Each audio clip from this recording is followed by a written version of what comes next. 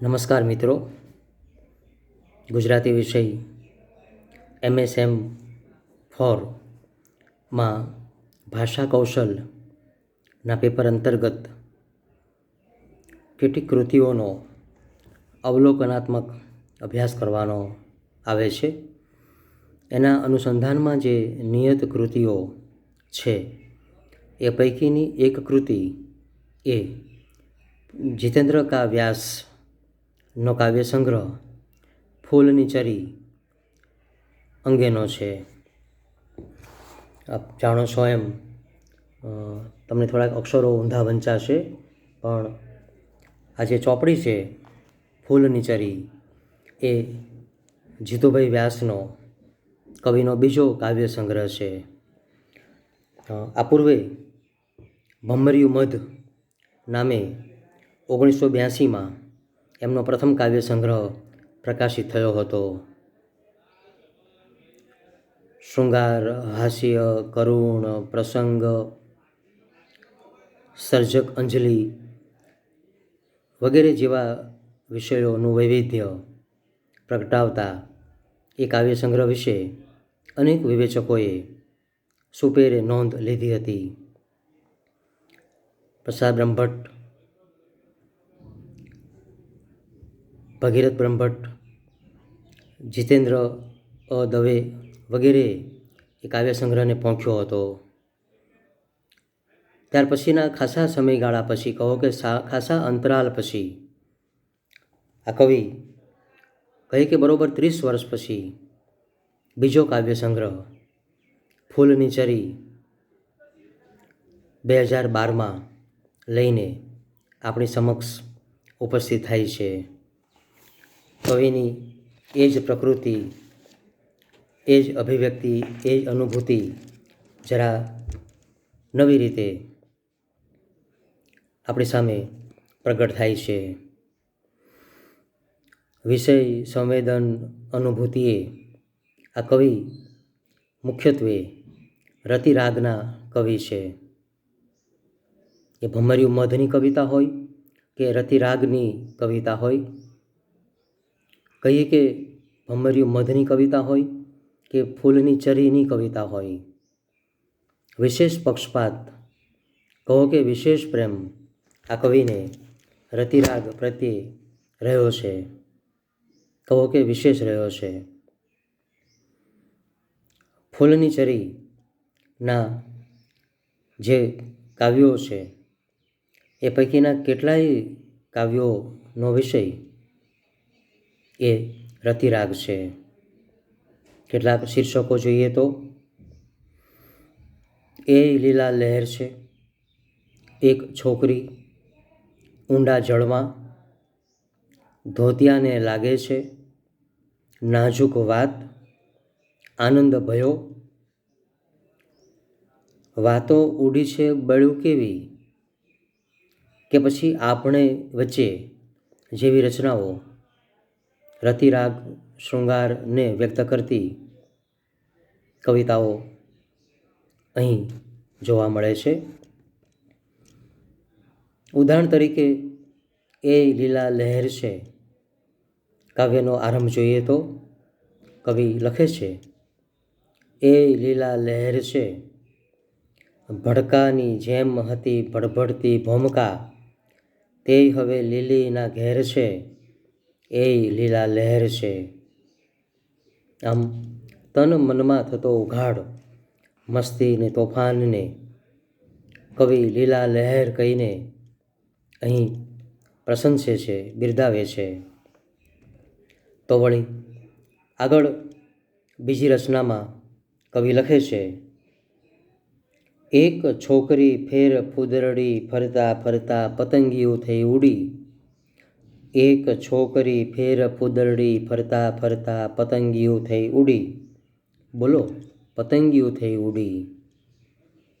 આમ એક પુરુષની નજરે એક સ્ત્રી, એક યુવકની નજરે એક યુવતી કેવી રીતે પતંગિયું થઈને ઉડે છે એ સંવેદનને અહીંયા શૃંગાર રસમાં કવિ પ્રગટાવે છે. તો વળી અન્ય રચના જોઈએ તો એક માછલી મને જ ઝાલી લઈ ગઈ ઊંડા જળમાં, દૂધ ભરેલું સરવરિયું મોતીડે બાંધી પાળ, પાળ ઉપર રે ગઈ મારી બિસતંતુંથી ઝાડ, શ્વાસ ઘૂંટાતો મહેકે જળમાં, તળમાં ને ખળખળમાં, એક માછલી મને જ ઝાલી લઈ ગઈ ઊંડા જળમાં. અહીં શબ્દ, અલંકાર તેમજ પ્રતિકાત્મકતા આ કવિતાની નોંધપાત્ર બને છે, વિશેષ ધ્યાનાકર્ષક બને છે. તો વળી આગળની આ પ્રકારની રચના જોઈએ તો વાતો ઉડી છે બળ્યું કેવી નો આરંભ કરતા કવિ લખે છે, વાતો ઉડી છે બળ્યું કેવી, 16મે તે ફાગણીએ લપસો જ્યાં પગ, અને થયું પતંગિયું એવી, વાતો ઉડી છે બળ્યું કેવી. આમ લોક લય, લોક બોલી જેમ કે બળ્યું જેવા શબ્દો, ફાગણનું ફાગણીએ જેવા શબ્દો કવિતામાં એક પ્રકારનું સૌંદર્ય, લાલિત્ય ચોક્કસ ઊભું કરે છે. એ જ રીતે કવિ શૃંગારથી આગળ જતા ક્યાંક સંયોગ છે ત્યાં વિયોગ પણ છે. એ પ્રિય પાત્ર સાથે હોય કે જીવન અને મૃત્યુ વચ્ચેનો સંબંધ હોય, કવિ માર્મિક રીતે પ્રગટાવે છે. શૃંગાર સાથે જ વિયોગ, જન્મ સાથે મૃત્યુની સંવેદના કવિ પ્રગટાવે છે આ રીતે. હવે આપણે દૂર, અહીં રઝળતા શબ્દો મારા ત્યાં રઝળે તવ સૂર, હવે આપણે દૂર. તો પછી મૃત્યુના સંવેદનને વ્યક્ત કરતા કવિ નોંધે છે, કાલે તો રાજવણ પરીઓને દેશ અમે, કેવું શી રીતે તમે આવજો, ઠેકડો મારીને ચડી તીખા તોખાર પરે, પાણી પંથોય પલાળશો, ધરતી ઘમરોળવાની મેલીને આભમઈ, પંખાળા ઘોડાને આણશું. તો અહીં સહેજ પણ આપણને આ કવિતામાંથી પસાર થતા પ્રિય પાત્રને કેમ કહી શકાય કે તમે સાથે આવો, કારણ કે કવિનું જે પ્રયાણ છે એ ઉર્ધ્વગામી છે, એ મૃત્યુ તરફનું છે. એટલે કવિએ એ મીઠી મૂંઝવણ અનુભવે છે કે તમને કેમ કરીને કહેવું કે તમે મારી સાથે આવજો. અહીં સહેજે પણ આપણને રાવજી પટેલના મારી આંખે કંકુના સૂરજ આથમ્યાનું સ્મરણ થાય જ થાય. તો ગુજરાતી સાહિત્યમાં મૃત્યુ સંવેદનને વ્યક્ત કરતી ઘણી રચનાઓ મળે. એ રાવજીની રચના સાથે આ રચનાનો પણ ચોક્કસ અનુબંધ રચાયેલો જોઈ શકીએ છીએ. આ કવિ શૃંગાર રસના કવિ છે, આ કવિ કરુણ રસના કવિ છે. તો કરુણ રસની સાથે સાથે ક્યાંક ક્યાંક જે સાંપ્રત પરિસ્થિતિ છે, એ શિક્ષણ છે, રાજકારણ છે, એના ઉપર કટાક્ષ કરતી રચનાઓ પણ, અને એ દ્વારા હાસ્ય નિષ્પન્ન કરતી રચનાઓ પણ, કહો કે હાસ્યરસ પ્રગટાવતી રચનાઓ પણ અહીં જોઈ શકાય છે. કવિ જીતેન્દ્ર કા વ્યાસ મૂળ ચાણસ્માના વતની અને પાટણની પીકે કોટાવાળા આર્ટ્સ કોલેજમાં ગુજરાતી વિષયના અધ્યાપક અને અધ્યક્ષ તરીકે વર્ષો સુધી સેવા કરેલી. એટલે આપણી શિક્ષણ પ્રણાલી, આપણા વિદ્યાર્થીઓની પરીક્ષામાં ચોરી કરવાની મનોવૃત્તિ વગેરેથી એ સુપેરે જ્ઞાત હતા. આથી એ આ વિષય વસ્તુને પણ અહીં પ્રગટાવે છે. જો પરીક્ષા ખંડમાં એક ઉદાર સુપરવાઇઝરનું ગીત, આ શીર્ષક જ હાસ્ય પ્રધાન છે, કટાક્ષ પ્રધાન છે. પરીક્ષા ખંડમાં સુપરવાઇઝર ઉદાર કેવી રીતે રહી શકે? પરીક્ષા તો પરીક્ષા જ છે, પણ એ ઉદાર રહેતા, વિદ્યાર્થીને ચોરી કરાવતા એવા કોઈ સુપરવાઇઝર ઉપર કટાક્ષ કરતું આ કાવ્ય. કવિ લખે છે, મારા તો બાપનું શું જાય છે, રામતણું ખેતર આ રામતણી ચીડિયા છો, આખે આખું ચણી જાય, મારા તો બાપનું શું જાય. આમ કરીને એક આખી રચનામાં આજની પરીક્ષા પદ્ધતિ, આજના સુપરવાઇઝર, આખી સિસ્ટમ ઉપર કટાક્ષ કરીને હાસ્ય નિપજાવવાનો કવિ અહીં પ્રયત્ન કરે છે.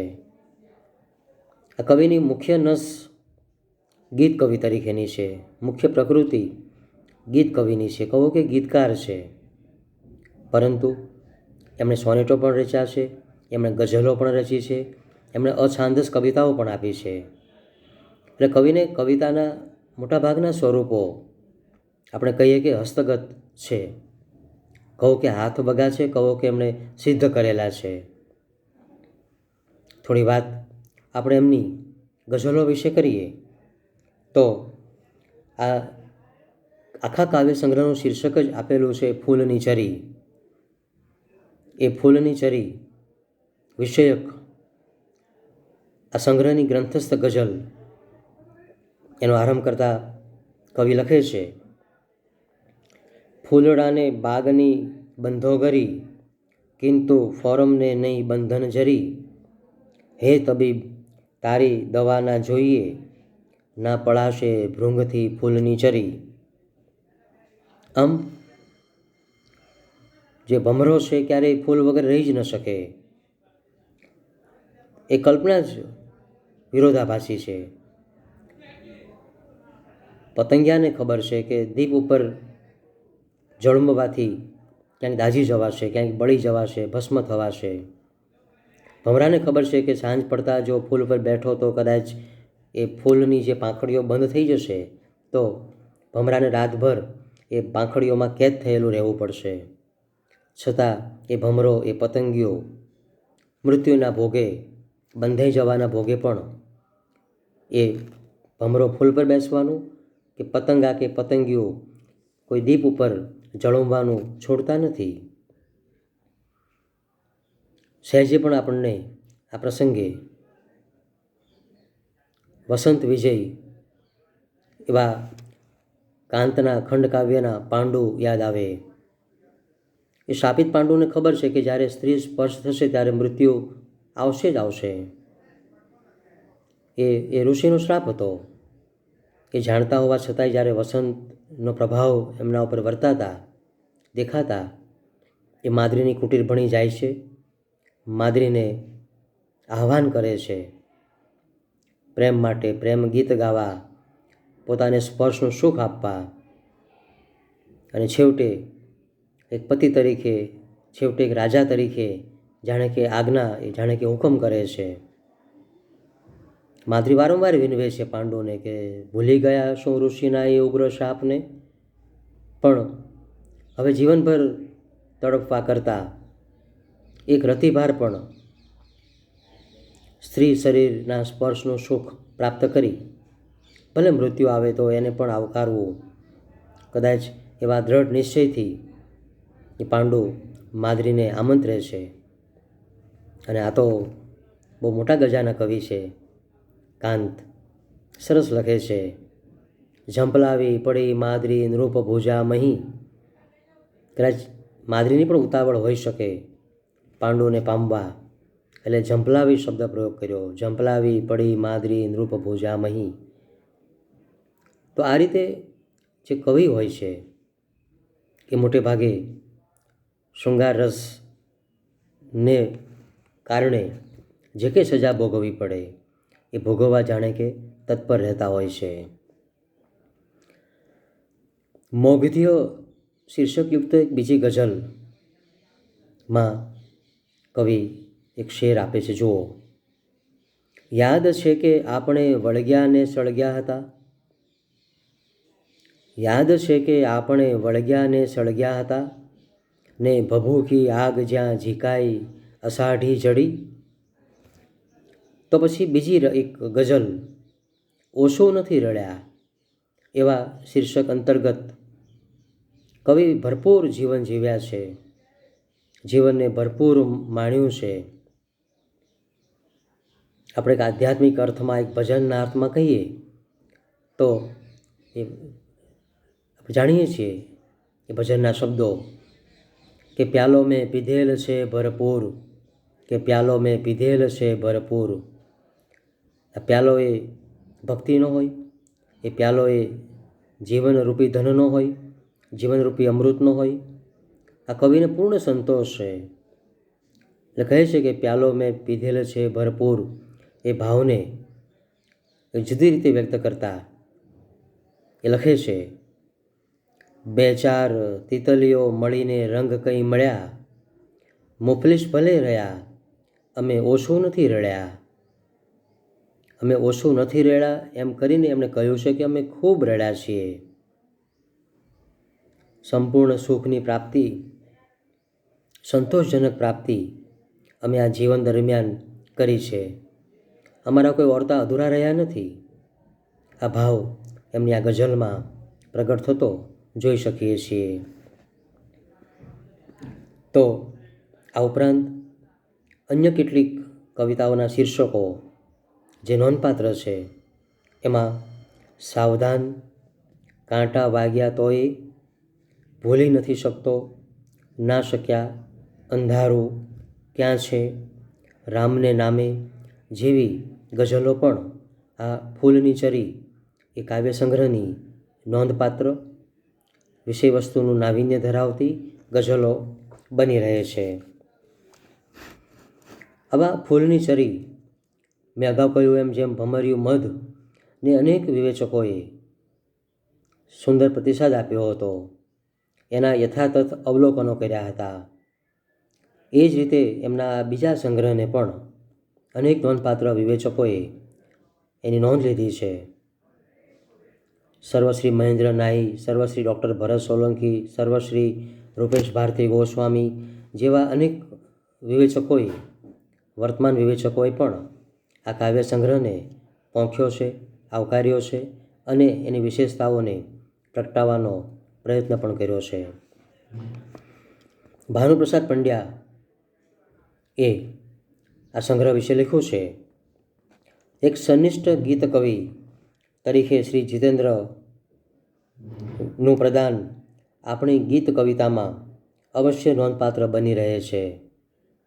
જોડાજોડ મૂકીએ તો ગીતના કરતાં કવિની ગઝલનો ચહેરો કંઈક વધુ ચમકદાર લાગે. ગઝલમાં ઘૂંટાયેલ અનુભૂતિનું સુરેખ રચના શિલ્પ કંડારાતું જોવા મળે છે. તો વળી ગની દહેવાલાએ પણ નોંધ્યું છે, ગઝલ અને ગઝલકારમાં હોવું જોઈતું બધું જ છે. ગીતો પણ ગમ્યા પરંતુ ગઝલની ટેકનિક તમને સાધ્ય છે. ઘૂંટાયેલું દર્દ સ્પર્શી જાય તેવું છે. આમ ગીતોની નોંધ લેવામાં આવી છે અને ગઝલકાર તરીકેની પણ જીતેન્દ્ર વ્યાસની નોંધ આ બંને વિવેચકોએ સુપેરે લીધી છે. એ જ રીતે સોનેટ માટે અનિવાર્ય છંદ પ્રભુત્વ પણ આ કવિ ધરાવે છે અને સુંદર સોનેટો પણ એમણે રચ્યા છે જે આ સંગ્રહમાં ગ્રંથસ્થ થયેલા છે. વસંત આતંક નામનું સોનેટ અત્યંત વિશિષ્ટ અને કોઈ નવી જ અનુભૂતિને વ્યક્ત કરતું સોનેટ બની રહે છે. આ સોનેટ પણ શૃંગાર ભાવને પ્રગટ કરતું સોનેટ છે.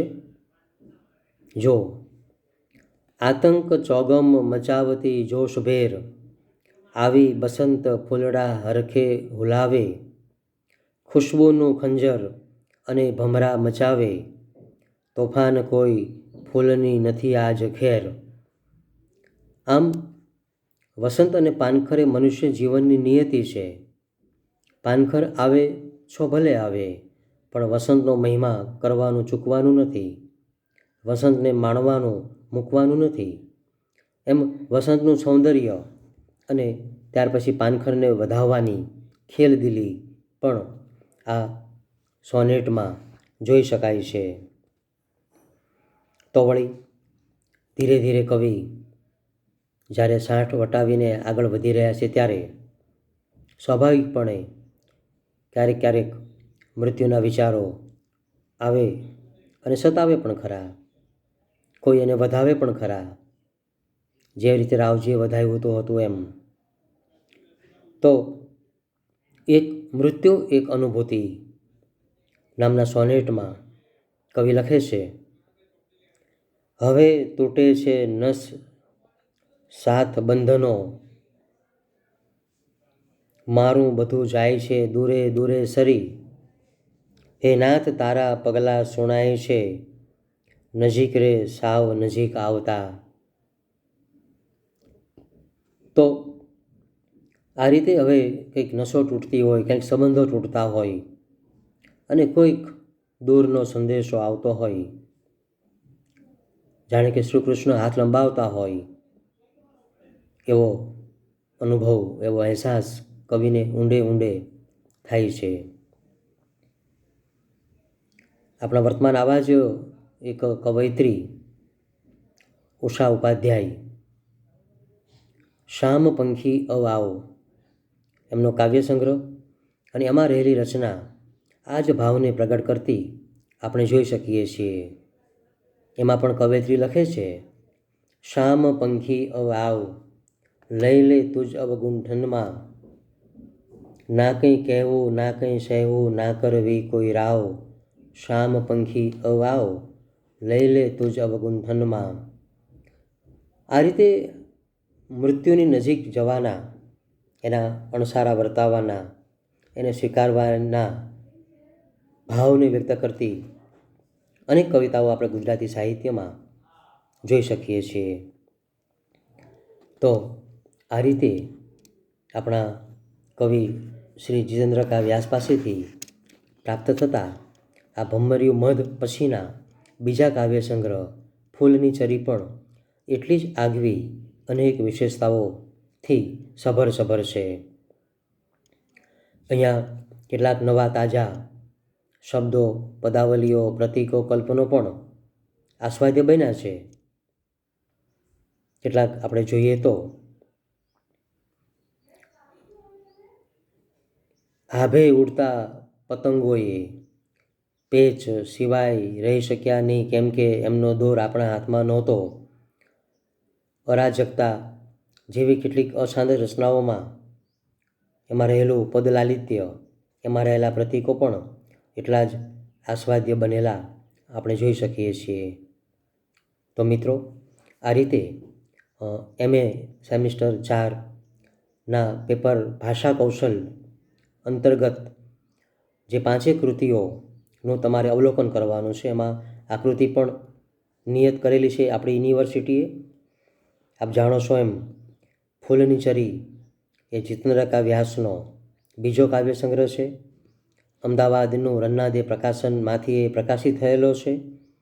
150 એની કિંમત છે અને પ્રથમ આવૃત્તિ એ આપણા અભ્યાસક્રમમાં છે. તો મિત્રો, આ રીતે આપને અમારું વ્યાખ્યાન આ પેપરમાં ઉપયોગી થશે એવી અપેક્ષા સાથે આપ સૌનો ખૂબ ખૂબ આભાર. Thank you.